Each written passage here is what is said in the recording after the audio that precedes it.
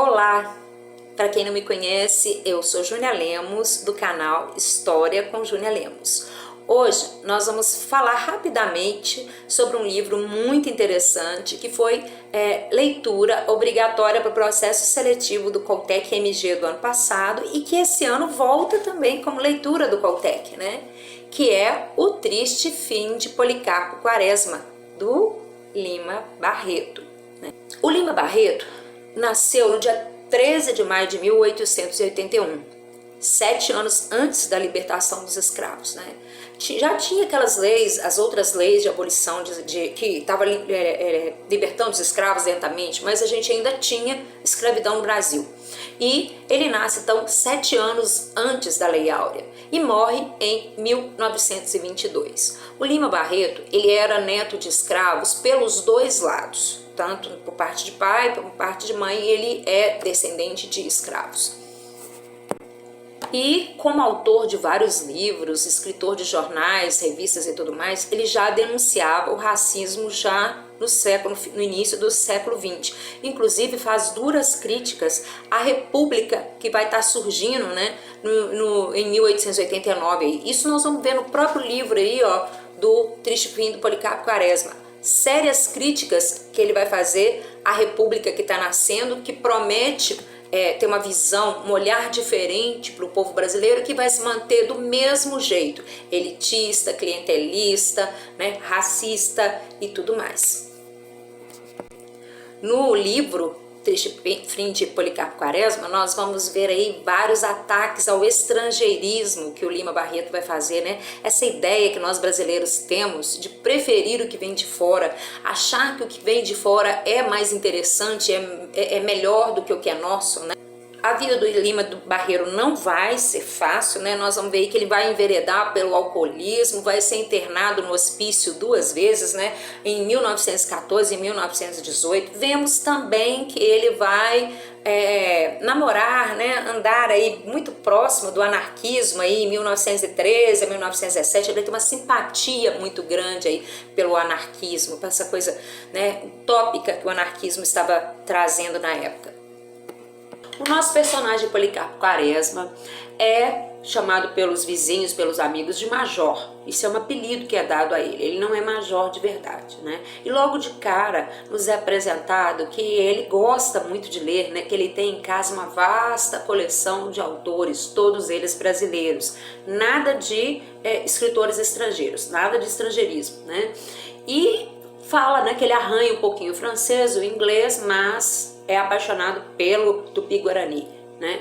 É respeitado por todos os vizinhos da região, todo mundo gostava muito dele, tem uma simpatia por ele, apesar dele ser uma pessoa sisuda, mais séria, né? É um homem de meia idade, né? Deve estar para os seus 40, 50 anos, nacionalista exagerado, né? Nacionalista ou ufanista, né? Uma pessoa que ama a pátria acima de tudo, tanto que ele chega a propor levar um projeto no qual a língua nacional do Brasil teria que ser o Tupi-Guarani, porque é a língua verdadeira falada pelos índios, não a língua que nós falamos hoje, que é uma língua imposta pelos europeus, né? E ele não está errado não, tem gente que acha que ele está louco com isso. Se a gente for parar para pensar, o Brasil falou, principalmente a capitania de São Vicente, que é São Paulo, falou Tupi-Guarani durante muitos anos, né? Eles falavam mais Tupi-Guarani do que o português. Quando o Marquês de Pombal chega no Brasil no ciclo do ouro, que ele vê isso e ele assusta, né, com tanto que era falado Tupi-Guarani dentro do Brasil, ele proíbe, né, o uso do Tupi-Guarani e força aí o brasileiro, né, principalmente o pessoal de São Vicente, a falar o português. Então o nosso amigo Policarpo Quaresma não é de tudo louco não, né? E com essa mania dele, né, de falar línguas indígenas, de valorizar a cultura do indígena, ele é apelidado na repartição pública de Ubirajara, né, um nome muito relacionado ao Tupi-Guarani aí. Então eles fazem esse apelido para debochar da cara dele, né, das loucuras segundo loucuras que o povo via nele, né, que é essa questão de ser ufanista em excesso. E dentro dessa perspectiva de valorizar o que é nacional, ele começa a aprender a tocar violão, né? Naquela época, o violão era visto como um instrumento de pessoas, né? Era um instrumento da ralé, né? Do povão. Né? E o Policarpo Quaresma quer aprender. E aí, quem está ensinando o Quaresma a tocar o violão é um músico, né, muito conhecido da região, chamado Ricardo Coração dos Outros, que vai ser muito amigo durante toda a vida desse período, né, que ele conhece o Policarpo Quaresma até a morte do Quaresma. O Ricardo Coração dos Outros vai ser o grande amigo dele. Por que tanta implicância com o violão, gente? Como eu já falei, o violão é um instrumento do povo, né? E o Quaresma acha que é o verdadeiro instrumento do brasileiro, nada de pianos, de coisas sofisticadas, não, que o brasileiro tem que tocar o instrumento que é dele, que é o violão. O Policarpo, voltando na questão dos amigos, não era um homem de muitas amizades, né? Ele vive com a irmã, uma solteirona igual ele, né? Ele tem o compadre Coleone, né? E a filha Olga e o Ricardo Coração dos Outros. Né? São esses os amigos mais próximos. Os outros são conhecidos, né? Tem até um major daqui, um coronel dali, são até conhecidos, mas amigos mesmo do Policarpo Quaresma são esses, amigo para toda hora. Como de costume, o Lima Barreto não vai deixar passar barato aí a questão da realidade da mulher da época, né? O livro vai nos apresentar várias mulheres, mas dentre elas duas me chamaram a atenção, né? Que é a Ismênia, né? Que é a filha de um general amigo do Policarpo, né? Que é uma moça que está noiva há 4 anos e que o namorado, né? Só enrola o casamento, né? Ele é um estudante de odonto, né? Hoje a gente naquela época falava-se dentista, e ele falava que iria casar com ela assim que terminasse o curso. E ele vai protelando, né? Enrolando esse curso. O curso que durava 2 anos, ele leva 4 anos para terminar o curso. Por quê? Porque ele estava tentando enrolar a Ismênia e não casar. Tanto que quando ele forma, né, a Ismênia acha que vai casar e tudo mais, o vestido tá pronto e tudo mais, o que ele faz? Ele foge e deixa a Ismênia lá, né, esperando pelo casamento. O que vai acontecer? Fim trágico para a Ismênia. A Ismênia, né, que tinha vivido sua vida em função do casamento, acaba morrendo, né, um fim romântico e triste, vestida com um vestido de noiva, ela deita na cama, dá seu último suspiro e morre. Morre por quê? De tristeza, né? Que ela viveu em função do casamento. Outro personagem aí que nós vamos ver muito interessante é a Olga, né? Filha do italiano rico, a filhada do Policarpo Quaresma.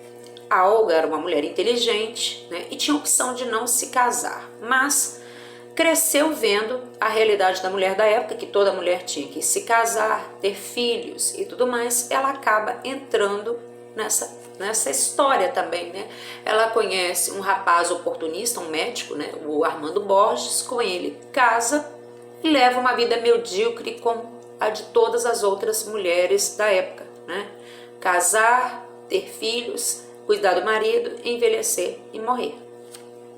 Isso aí, se a gente perceber, prestar atenção, o autor, né, o Lima Barreto, está nos mostrando aí que a realidade da mulher, né, da época. O Policarpo, cansado, né, de tanto deboche, de tanta ironia, de tanto problema que ele enfrenta, né, devido ao seu pensamento, a sua forma de pensar e tudo mais, ele resolve deixar a cidade grande, compra um sítiozinho, né, numa cidadezinha chamada de Curuzu, muda para lá, mas logo que chega já vai enfrentar o mandonismo dos coronéis disputando o seu voto, né, questão do voto de cabresto. E eles querem uma definição de Quaresma, para quem você vai votar, para quem é seu voto e tudo mais, e ele vai sofrer várias chantagens aí, né. Nesse sítio que o Policarpo vai comprar, ele vai resolver plantar apenas plantas que representem o Brasil, nada de plantas estrangeiras, mas vai enfrentar um grande problema, né, que são as saúvas que vão destruir sua plantação. Triste, né, pela segunda vez frustrado, primeiro com o seu projeto do Tupi-Guarani, agora com a sua plantação destruída. Triste, o Policarpo se alista em 1893 para servir aí ao lado do Marechal Floriano Peixoto, né, na guerra ou na revolta da Armada que acontece no Brasil, né? O que é essa revolta? Vai ser um conflito da Marinha e mais alguns outros representantes do Brasil contra o governo do Marechal Floriano Peixoto. Por quê? Floriano Peixoto assumiu o poder de forma inconstitucional. Deodoro renuncia antes de completar 2 anos, então deveria, pela lei, anular-se as eleições e ter uma nova eleição, né? Então o Brasil vai estar dividido em 2 grupos: os apoiadores de Floriano, que ele mantenha o golpe e continue no poder, entre eles vai estar o nosso amigo Policarpo Quaresma, e os contrários, que querem anular as eleições, querem marcar uma nova eleição, né? E dentro desse grupo nós temos aí os representantes da Marinha, que igual eu já falei para vocês, que se viam prejudicados no governo do Marechal Floriano Peixoto. Por quê? O Marechal tratava a Marinha com desdém, não ligava para a Marinha, né? Baixos soldos, péssimas condições de salário, tudo. Junto com a Marinha também, questionando o governo do Marechal Floriano Peixoto, veremos aí os monarquistas, né, que queriam aí ou a volta de Dom Pedro ou um novo representante da monarquia, e também os que apoiavam um novo presidente da República, que seria Prudente de Moraes. Policarpo serve durante 7 meses do lado de Floriano Peixoto, a revolta é sufocada e ele vai acabar trabalhando aí como carcereiro, né? Ele vai cuidar dos presos políticos envolvidos nesse conflito. E ele vai assustar, né, quando presenciar o fuzilamento de 12 brasileiros, né, que eram contrários ao governo do Floriano Peixoto. Ele tenta intervir para que esse pessoal não fosse fuzilado, é considerado traidor, é preso, e aí teremos, né, os amigos do Floriano, né, que eu já falei, a Olga, o compadre, o Ricardo Coração dos Outros, a irmã tentando soltar o Floriano, mas vai ser tudo em vão e ele acaba morto. E vemos aí a ironia do Lima Barreto, né, ele mostrando a realidade do Brasil, uma república nova que chega aí e mantém-se elitista, né?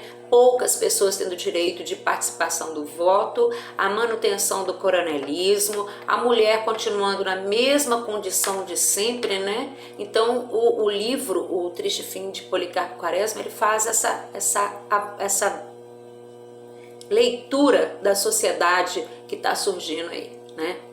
Na proclamação da República. Então, nós finalizamos nosso vídeo, que acabou ficando muito longo. Não deixe de curtir o canal, não deixe de compartilhar, não deixe de deixar comentários e tudo mais. É importante para o canal crescer, tá bom, queridos? E eu volto outro dia aí com mais um outro comentário.